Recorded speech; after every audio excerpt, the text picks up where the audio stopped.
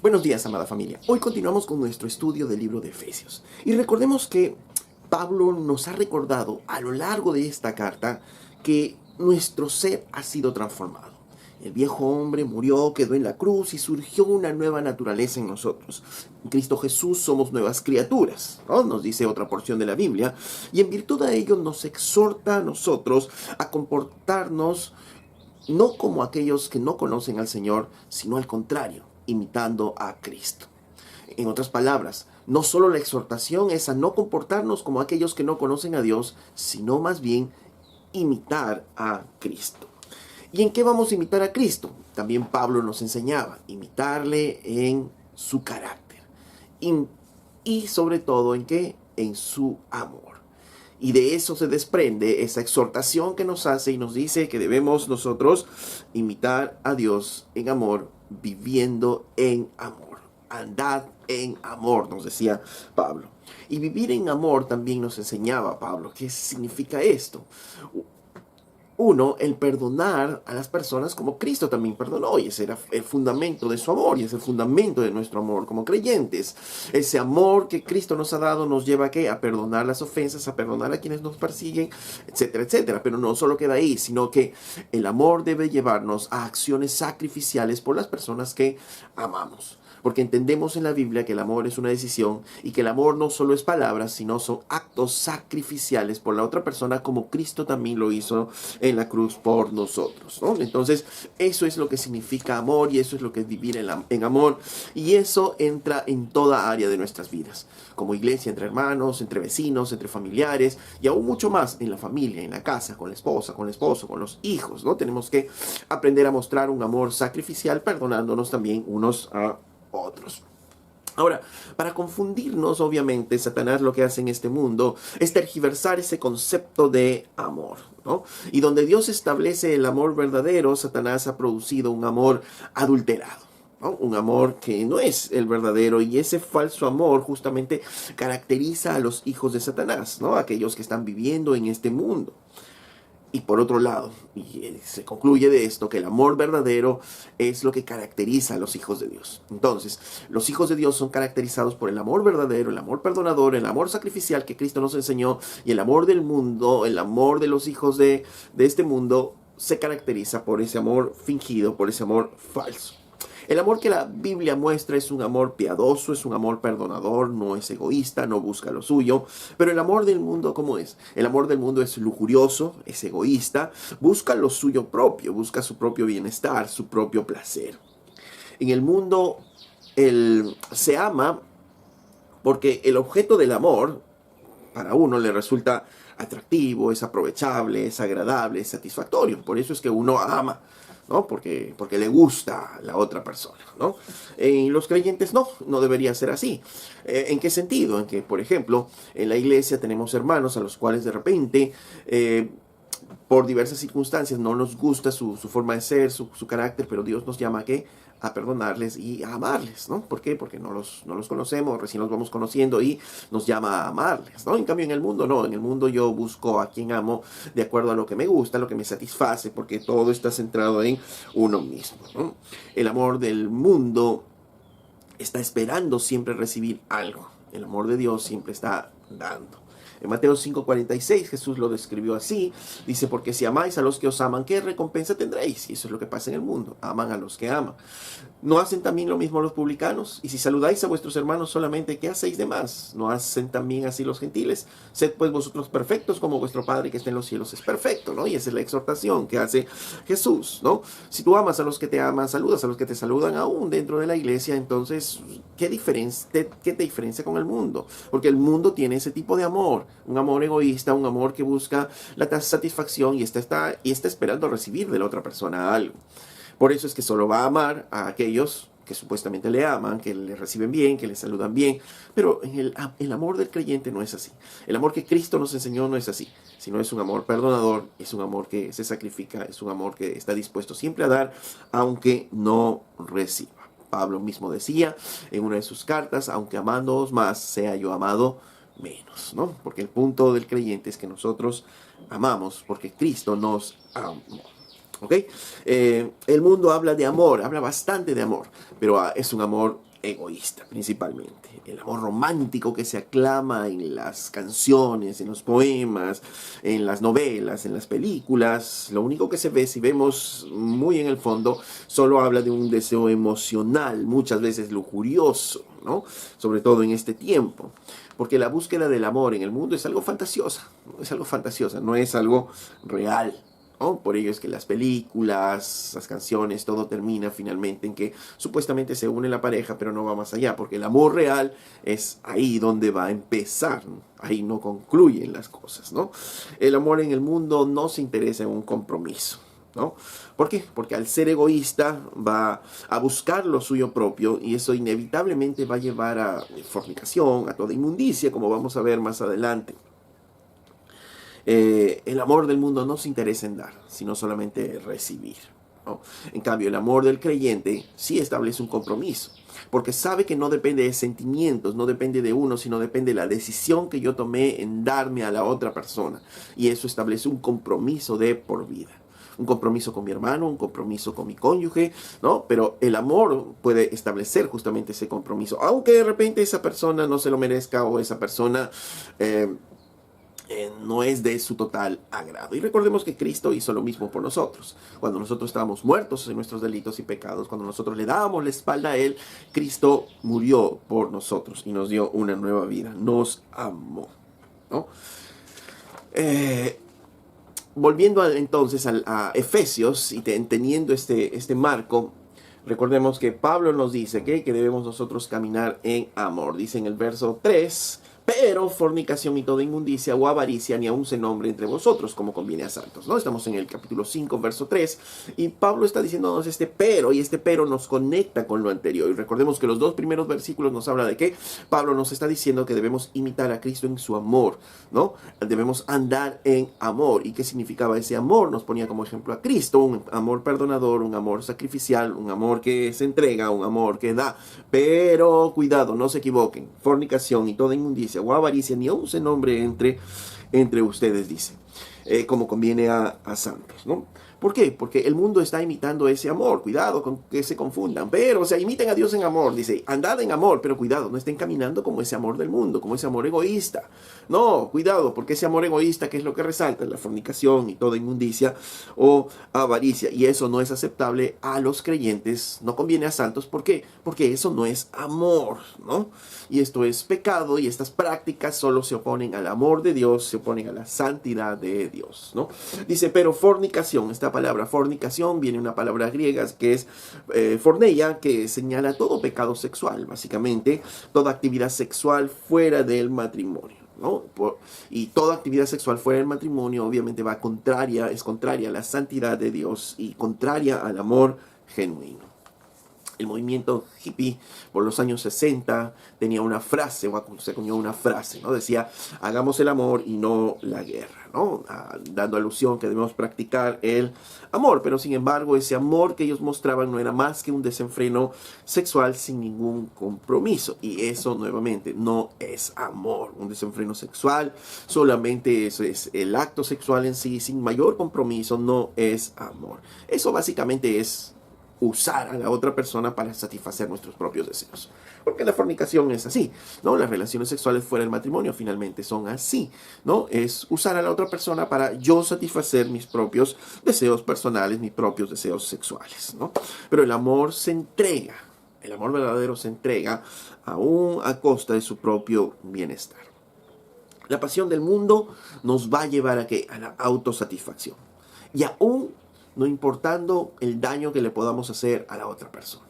Recordemos que en 1 Corintios 6:18 Pablo nos dice, huid de la fornicación, cualquier otro pecado que el hombre cometa está fuera del cuerpo, mas el que fornica contra su propio cuerpo peca, ¿no? Es un pecado, ¿no? La fornicación, estos actos sexuales fuera del matrimonio contra el cuerpo de uno, contra su propio cuerpo. Ahora, si yo induzco a una persona a tener relaciones sexuales fuera del matrimonio, lo que estoy induciéndole es a que se haga daño a su propio cuerpo. Y eso definitivamente no es amor. El amor no busca lo suyo propio, el amor no hace daño, ¿no? Y el tratar de hacer que ella peque y vaya contra su propio cuerpo, básicamente es dañarla, ¿no? Es dañarla. Por eso es que la fornicación, por todos lados, por donde lo veamos, no tiene ninguna relación con el amor verdadero que Dios nos muestra, ¿no? El amor verdadero, podríamos decir en otras palabras, se opone a la fornicación. La fornicación es lo opuesto al amor verdadero, ¿no? Por eso Pablo dice, pero cuidado, porque este mundo nos quiere vender lo contrario, ¿no? Este mundo nos quiere hacer creer que la fornicación es parte del amor, pero no es así. A los ojos de Dios, a los ojos de su palabra, es totalmente opuesto. Pero Pablo dice, nos recuerda también, dice, pero fornicación y toda inmundicia. Y esta palabra inmundicia ya va mucho más allá. Habla de toda clase de impureza o indecencia en el ámbito sexual, pero no amplía solo al acto o a los actos sexuales, a los hechos, sino va más allá. Esta palabra ya habla de los deseos pecaminosos, los pensamientos, las palabras y las intenciones del corazón, ¿no? Entonces, inmundicia ya abarca mucho más, ¿no? Porque recordemos que el pecado primero es concebido, ¿dónde? Es primero concebido en nuestros deseos, en nuestros pensamientos, y luego viene ya el acto físico. Aquí entra lo que muchos en la psicología ven como algo bueno, ¿no? E inducen a los jóvenes como algo bueno, la masturbación. ¿Por qué? Porque en la masturbación, de todas maneras, no solo es un acto egoísta, sino es un acto en donde está desarrollando la mente, los deseos, ¿no? sobre imágenes, sobre otras personas, para su autosatisfacción, ¿no? Y aquí ya entra en este terreno, en lo que se llama inmundicia, ¿no? Alguien podrá decir, no, pero no estoy cometiendo un acto sexual con otra persona. Sí, pero al llevarla a tu mente, al estar en esos deseos, ¿no? Pecaminosos, ya estás en este terreno, ¿no? En el terreno de la inmundicia. Entonces, si vamos a vivir un amor verdadero, lo que Pablo en otras palabras nos está diciendo es que debemos guardar nuestros pensamientos, nuestros sentimientos, nuestras pasiones de toda impureza, ¿no? ¿Por qué? Porque todos esos sentimientos, todos esos pensamientos finalmente son contrarios al amor y son contrarios a la santidad de Dios. ¿Y cuál es la base de todo esto, ¿no? Y aquí es donde Pablo conecta de manera muy preciosa, ¿no? Esta palabra dice, pero fornicación y toda inmundicia o avaricia, ¿no? ¿Por qué? ¿Por qué habla de la avaricia aquí? Porque la avaricia es el deseo de tener más, es un deseo incontrolado de tener más. Generalmente está asociado al dinero, ¿no? Como aquella persona que no quiere dar. ¿Por qué? Porque quiere tener más, ¿no? Ese es su deseo profundo de poder tener más, obtener más, ¿no? Y la avaricia al dinero lo lleva a muchas cosas. Pero aquí la avaricia, como ese deseo incontrolado de tener más, justamente que Pablo lo relaciona con la inmundicia y con la fornicación. ¿Por qué? Porque las personas cuando dan rienda suelta a su pecado, entonces dan rienda suelta a ese deseo incontrolado de tener más, ¿no? Un apetito sexual que se despierta por tener más y más cosas. Ya no solo entra en el terreno de la imaginación, en el terreno del pensamiento, pasa a lo visual y no solo visual, ya quiere tocar, ya quiere experimentar, y esta codicia empieza a crecer más para buscar satisfacción y buscar más satisfacción, y ya empieza a ir hacia el acto mismo sexual, ¿no? Entonces no escatima ya esfuerzo en encontrar esa satisfacción y va a buscarla de diferentes maneras, ¿no? Por eso es que esto es concebido, ¿no? Como decía en el corazón primero, en estos sentimientos, en estas pasiones, luego pasa a los pensamientos y este deseo sigue aumentando, esta codicia, ¿no? Esta avaricia, ¿no? Por buscar más esta autosatisfacción en lo personal, y entonces empieza sus ojos a ver pornografía, abre sus ojos a ver a otras mujeres, ya empieza a fornicar con una, empieza a fornicar con otra. ¿Y en qué termina todo esto finalmente? Todo esto finalmente termina en muchos cónyuges abandonados, en niños abandonados, en hogares que son destruidos totalmente, ¿no? La famosa frase es que yo la amo, yo me enamoré de ella, de esta mujer que no es tu esposa. Es que si no es tu esposa, no es un amor verdadero. Y no nos equivoquemos. Si alguna vez has pensado así, si alguna vez estás viviendo eso, no te engañes, no es un amor verdadero, solo es una pasión pecaminosa, destructiva, egoísta, ¿no? Que solo tú la quieres vivir y estás aprovechándote de la otra persona. ¿Por qué? Porque obviamente no estás encontrando supuestamente esta satisfacción en tu esposa y estás buscando por otro lado. Y esta búsqueda insaciable va a finalmente terminar ¿en qué? En romper ese matrimonio. Y bueno, no solo los hombres, sino también en las mujeres, ¿no? Pasa esto. Y Y recordemos que la naturaleza humana es sexual, ¿no? La naturaleza del hombre, de la mujer, es sexual propiamente dicha, así nos hizo el Señor, ¿no? Desde el Génesis. Y no es que el pecado sea malo, el pecado es bueno, ¿no? Pero dentro del marco matrimonial, el Señor dijo, terminando de hacer al hombre y a la mujer, dijo, y todo lo que hizo el Señor fue bueno, ¿no? Y dentro de eso también estaba que las relaciones sexuales entre ellos como esposos. Pero cuando sale de ese marco, ahí es donde empiezan los problemas, ¿no? Y cuando se da rienda suelta justamente al pecado sexual, a nuestra mente, a nuestros actos, ¿no? Termina en una insensibilidad, ¿no? Frente a los demás, porque solo está buscando lo suyo propio. Está buscando esa satisfacción, esa avaricia, ¿no? Y esa codicia, ¿no? Por el sexo, por la otra persona, y llevando incluso al homicidio, como vemos en las pantallas de la televisión, ¿no? Personas que son rechazadas, que le dicen, no, ya no quiero tener una relación contigo, y bueno, como esta persona está obsesionada, le decimos, ¿no? Está obsesionada, está avariciosa, está codiciándola a ella. ¿Qué es lo que hace finalmente? La mata, ¿no? Porque dicen, no, si no eres mía, no vas a ser de nadie más. ¿De dónde sale todo esto? De esta avaricia que Pablo nos habla, ¿no? De este deseo incontenible de querer tener más, ¿no? Entonces, por eso es muy interesante la asociación que Pablo hace entre fornicación, inmundicia y esta avaricia. Recordemos que estos pecados van a endurecer nuestro corazón, van a endurecer nuestra conciencia y que son contrarios al amor verdadero. Miren, la Biblia nos muestra inclusive una tragedia de un hombre de Dios, David. Recordemos que David, ¿qué hizo? Vio a una mujer que estaba desnuda y ¿qué hizo? Se quedó mirándola y la empezó a codiciar. Empezó a codiciar, sus pasiones empezaron a despertar, empezaron a tenerla en el pensamiento hasta que llevó a la acción, ¿no? La invitó al palacio a poder estar con ella, ¿no? Bueno, no sabemos los detalles exactos, pero sí podemos entender que era el rey. El rey estaba mandando, estaba ordenando que esta mujer vaya a palacio y ella tenía que ir. Fue por voluntad propia, fue a la fuerza, no lo sabemos con exactitud, pero lo cierto es que finalmente ellos terminan teniendo relaciones sexuales, ¿no? Ahora, producto de esto, ella se embaraza, ¿no? Y miren cómo va escalando todo esto, ¿no? Para tapar esto, él invita al esposo, pero él se da cuenta que es un esposo fiel y entonces lo trata de emborrachar, pero no puede.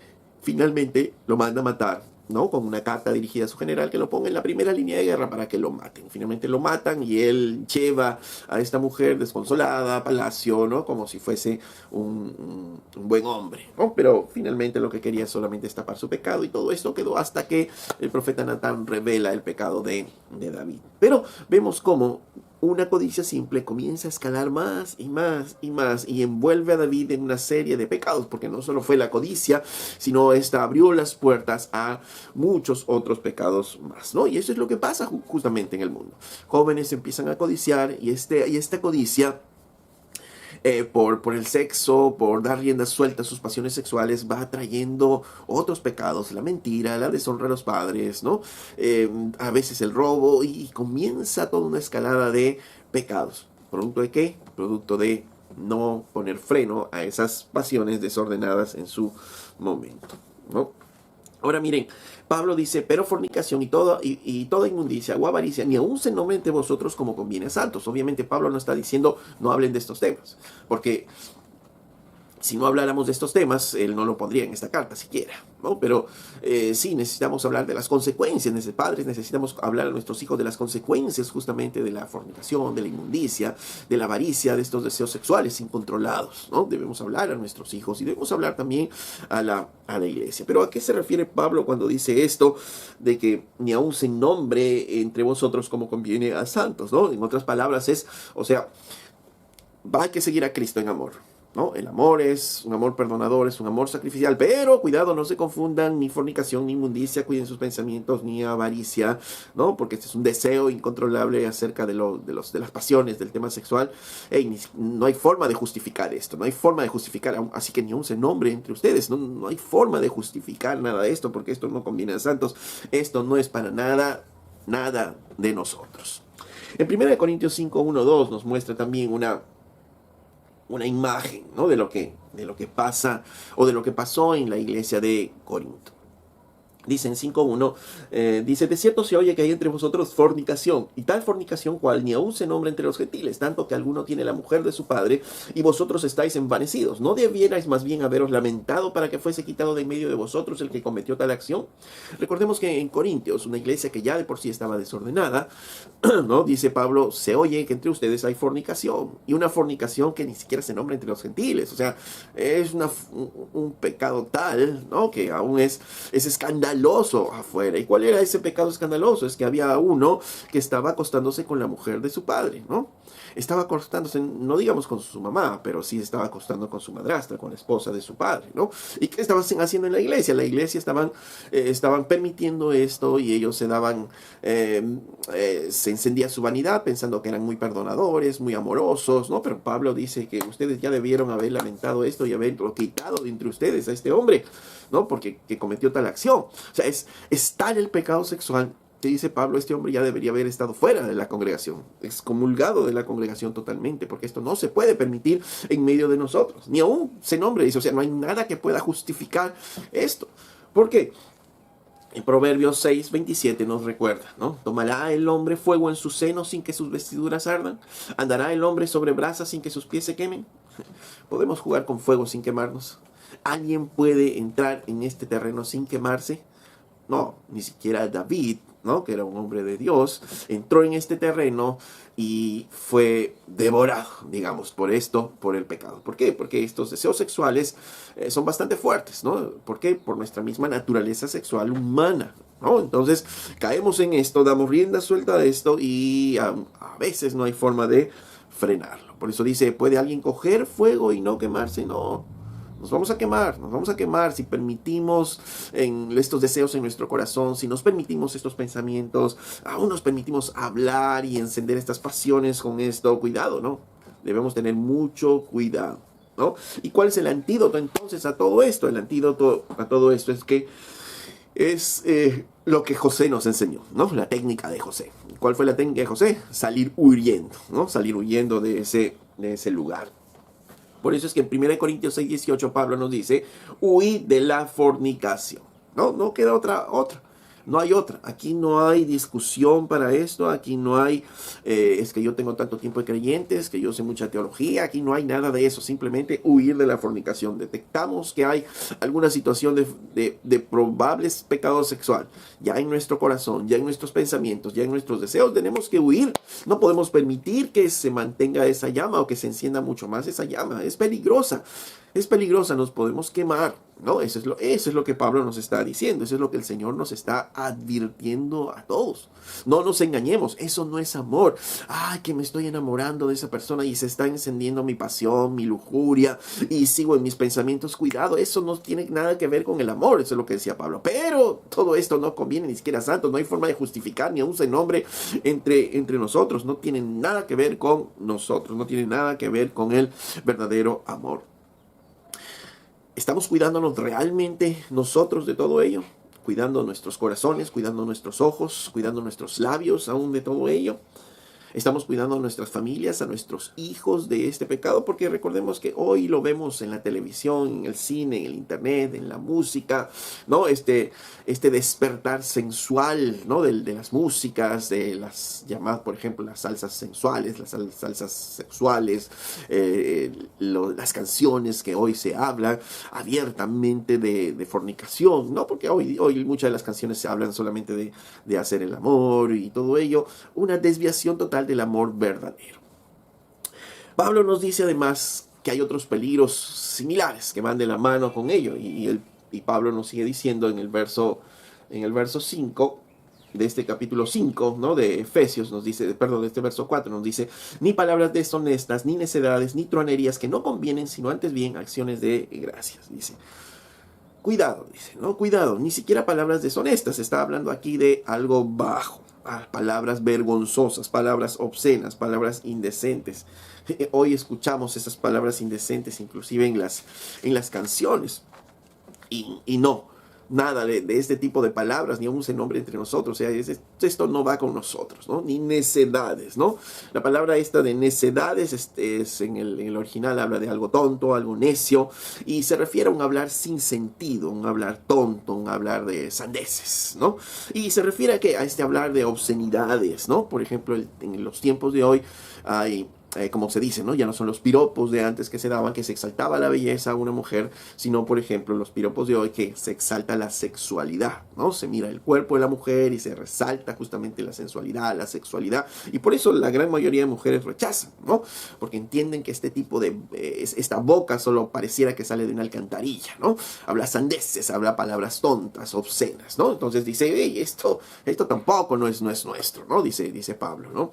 Y luego sigue con truanerías, ¿no? Esta palabra truanerías, traducida también como groserías o chistes groseros, y da la idea de convertir con rapidez, ¿no? Cualquier conversación que se tenga, cualquier palabra emitida, aún hasta de manera inocente, pero estas personas son muy hábiles y muy inteligentes para transformarlas en algo obsceno, en un chiste muy sugerente, lo que llamamos chistes de doble sentido, palabras de doble sentido, aún el tono en que se usa alguna palabra que traduce un doble sentido.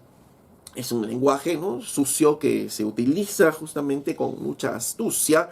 ¿Para qué? Para despertar justamente ¿qué?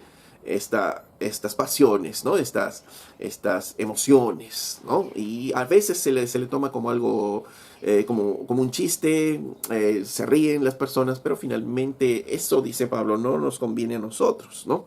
En otras palabras, ni las palabras tontas, obscenas, ¿no? Las palabras sandeces, obscenas, groseras, ¿no? Ni siquiera los chistes elaborados, ni los inteligentes, ni las palabras inteligentes que tú la usas con doble sentido. No, nada de eso. Porque todo eso va contrario al amor. Y debemos nosotros aprender a imitar a Dios en el amor, ¿no? Y este mundo deforma lo que es el amor, como hemos visto. Por eso Pablo dice, hey, ni aún se nombre entre ustedes, ¿no? No hay nada que justifique este tipo de accionar, este tipo de hablar, estos chistes o estas palabras. No. O sea, no solo es que digan, no, pero solo es un chistecito. No, pero solo es una palabrita. No tiene nada que ver. No. Nada de esto debería ni siquiera estar entre nosotros, porque no nos conviene. Y ojo, que Pablo no está en contra del buen sentido del humor. No está diciendo que no hagamos chistes, que no contemos chistes, ¿no? Pero hay cosas con las que aún los creyentes ni siquiera deberíamos bromear por lo sagrado que es, o por lo sucio que es, como este tipo de palabras o este tipo de chistes, ¿no? ¿Por qué? Porque en nuestro hablar, aún nuestro humor debe ser gobernado, ¿por qué? Por la pureza y la santidad de Dios, ¿no? Porque este tipo de chistes o este tipo de palabras, recordemos, corrompe nuestro corazón, endurece nuestra alma, endurece nuestra conciencia, recordemos, ¿no? Alguien puede decir, no, pero es un chistecito nada más, pero de chiste, va corrompiendo nuestra mente, nuestra conciencia, y cada vez más vamos a pensar que es algo normal, que es algo natural. Y esto va, recordemos, el caso de David, esto cada vez más va creciendo, ¿no? Porque el pecado va escalando cada vez más cuando nosotros le damos la puerta, ¿no? Recordemos que Pablo nos decía, ¿no?, ya en el 4.29, en Efesios 4.29, aún nuestro hablar, ¿no?, debe ser con cuidado. Dice en el 4.29, ninguna palabra corrompida salga de vuestra boca, sino la que sea necesaria, ¿para qué? Para la edificación. O sea, nuestras conversaciones no deben ser obviamente lúgubres, tristes, pero sí deben ser santas, espirituales, que edifiquen, ¿no? Que produzcan gracia en la vida de las otras personas y no que perviertan, ¿no? Como este tipo de palabras. Podemos reunirnos y pasarla bien, claro que sí, ¿no es cierto? Y no significa que debemos dejar de ser cristianos, porque en Cristo Jesús hay plenitud de gozo. Por tanto, podemos reunirnos, podemos divertirnos, reírnos, jugar de repente un juego de cartas, comer una parrilla, qué sé yo. Pero no implica eso que deba haber chistes groseros o este tipo de palabras o conversaciones entre nosotros. No. Esas son cuestiones de aquellos que no conocen a Dios, ¿no? Porque en el mundo, cuando se reúnen, ¿en qué terminan? ¿No? En alcohol, palabras groseras, ¿no?, chistes de doble sentido, música sexual, música perversa, bailes perversos como el perreo, ¿no es cierto? Y terminan exaltando y seduciendo y encendiendo todas estas pasiones, ¿no?, dentro de las personas, y que terminan muchas veces ¿en qué? Ya en los actos propiamente dicho, terminan en fornicación, en adulterio, ¿no?, en el caso de los casados, ¿no? Por eso es que a los creyentes no nos conviene ni siquiera estar en este tipo de reuniones porque no nos aporta nada y al contrario destruye nuestra santidad, destruye nuestra conciencia y todo lo que pueda, lo bueno que Dios pueda estar haciendo en nuestras vidas. Ahora, si tú dices, no, es que yo quiero disfrutar de la vida y todo eso, pues como cristiano podemos disfrutar. Dios nos ha dado una plenitud de vida, nos da plenitud de gozo. Ahora, si tú crees que no puedes disfrutar como cristiano, es porque no estás aprendiendo a disfrutar a Cristo, o no conoces a Cristo, o no estás sabiendo disfrutar de Él, pero en su presencia hay plenitud de gozo. Ahora Pablo nos da en los siguientes versículos otras razones y muy buenas, ¿no? Para poder nosotros frenar este tipo de vida, ¿no? Porque lo primero que nos dice es que esto es contrario al amor. No tiene nada que ver con el amor, pero ni inmundicia, ni fornicación, ni avaricia esté con ustedes, porque esto no conviene a santos. Ni siquiera dice palabras necias ni truanerías, ¿no? Nada de esto debe estar en nuestras vidas. Dice, ahora nos da otro por qué, ¿no? Dice, ¿por qué? Dice en el verso 5, Efesios 5, porque sabéis esto, que ningún fornicario o inmundo o avaro que es idólatra tiene herencia en el reino de Dios. Nadie os engañe con palabras vanas, porque por estas cosas viene la ira de Dios sobre los hijos de desobediencia. Dice, ¿por qué? Porque ningún fornicario o inmundo o avaro, son las tres mismas palabras que nos está diciendo Pablo, ¿no? Que es idolatría y nos está enfocando algo más. Que todos estos pecados finalmente su base es la idolatría. ¿Por qué? Porque están basados en ¿qué? En satisfacer a uno mismo, ¿no? Los impulsos de uno, los deseos de uno son satisfechos en la fornicación, en la inmundicia y en este deseo sexual incontrolado, ¿no? En este deseo de querer más y más. ¿Es por qué? Porque nuestro ídolo es nuestro propio corazón, es nuestro propio yo, es nuestras propias pasiones, ¿no? Entonces por eso habla de idolatría. Y no nos equivoquemos, dice Pablo, ¿no? Si estamos practicando estas cosas, no tenemos parte en el reino de Dios.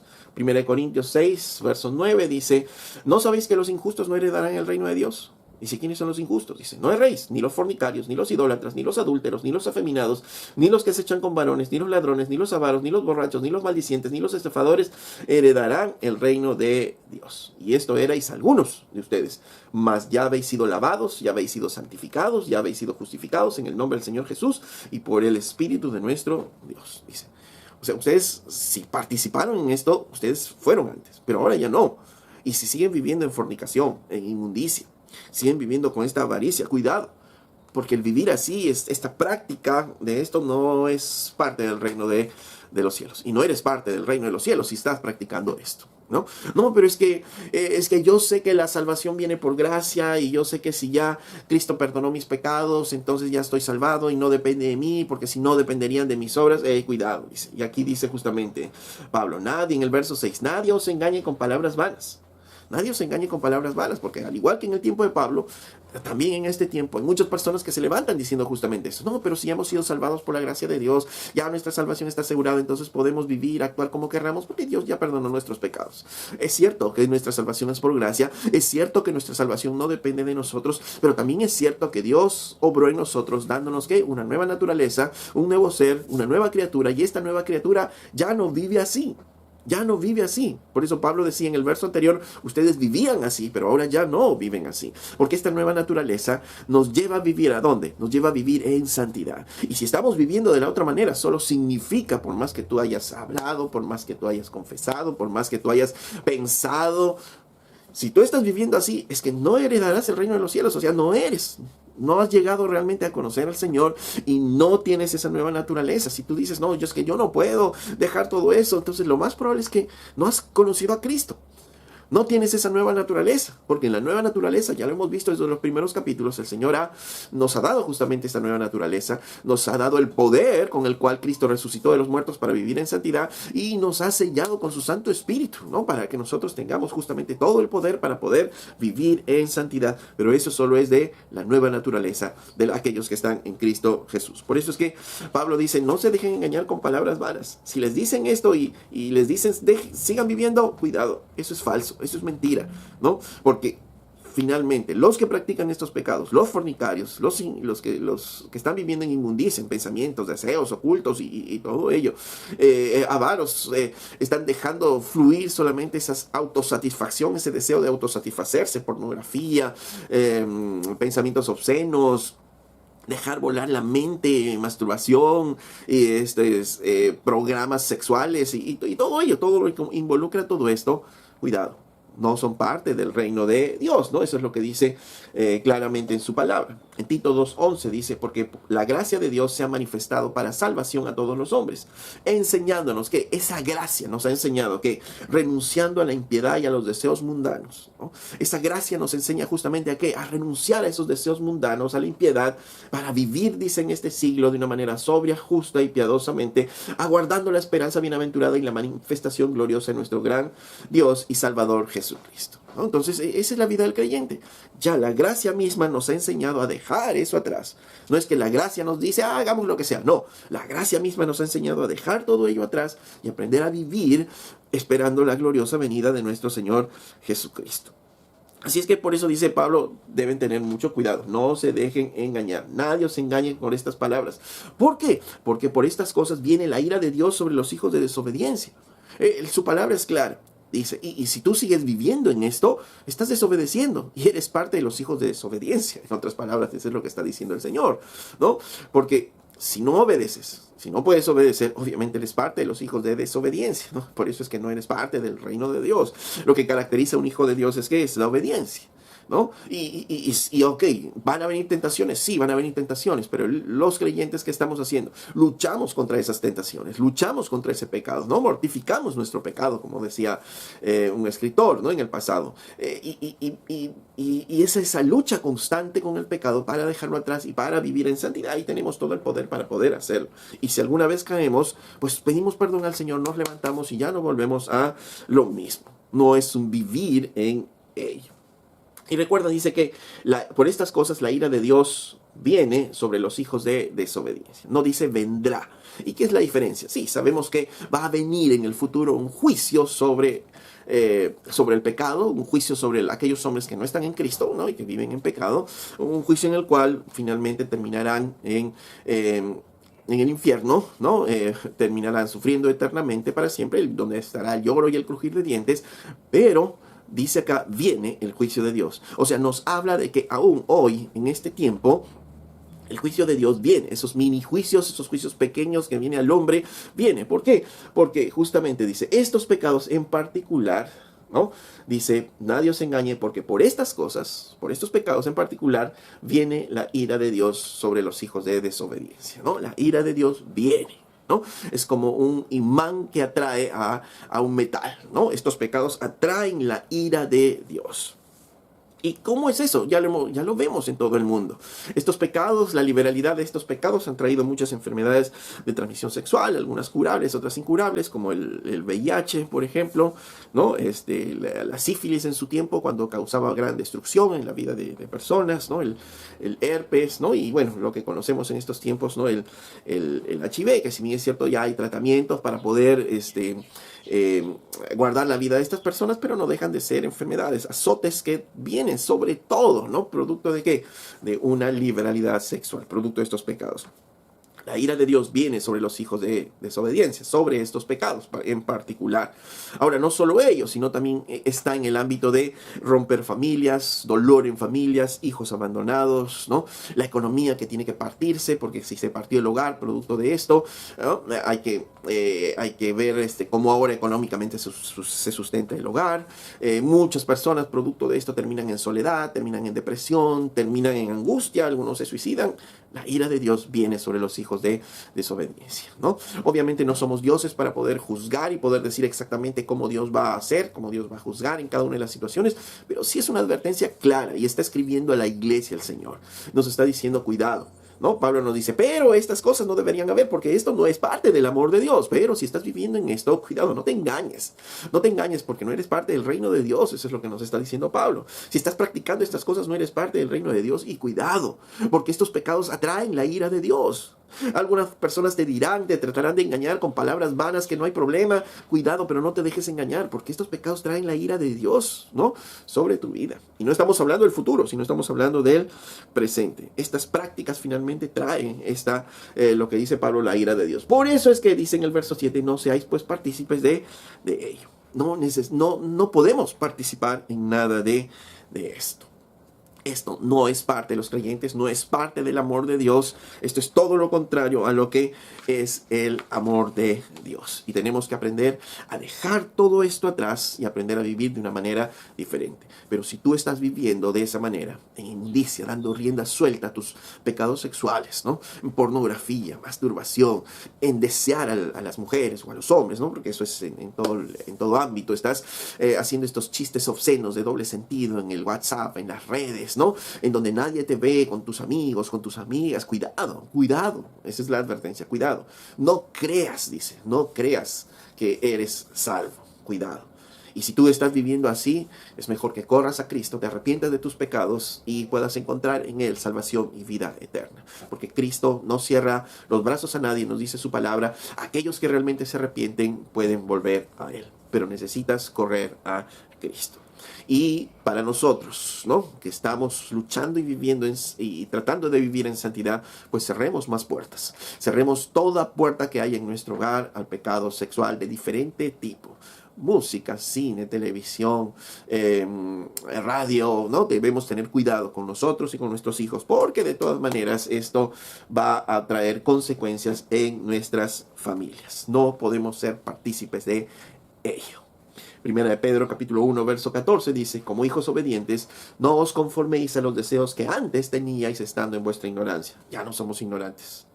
Sino, como aquel que os llamó es santo, sed también vosotros santos en toda vuestra manera de vivir, porque escrito está: sed santos como yo soy santo, ¿no? Tenemos un llamado a vivir en santidad. Eso significa imitar a Cristo, imitar en su amor, no en el amor del mundo. Dice, ya ahora no somos ignorantes de ello, sino ahora sabemos cuál es el amor verdadero de Dios. El amor perdonador, el amor sacrificial que nos enseñó Cristo Jesús. Así es que a dar gracias a Dios por lo que tenemos, por la esposa que tenemos, por la familia que tenemos, y a disfrutar con ellos, a reírnos, a gozarnos en plenitud en el Señor, y no estar buscando otro tipo de diversiones o satisfacciones afuera, ni con nuestros ojos, ni con nuestros oídos, ni con nuestras manos, ni con nada. Todo debe ser, toda nuestra vida, nuestros actos debe ser para la gloria de Dios. Amén. Si este mensaje ha traído bendición a tu vida, yo te pido que tú le des un me gusta al finalizar el video, puedas suscribirte al canal si es que aún no lo has hecho, para recibir mensajes como este y poder seguir compartiendo este video a otros amigos para poder seguir difundiendo la palabra de Dios.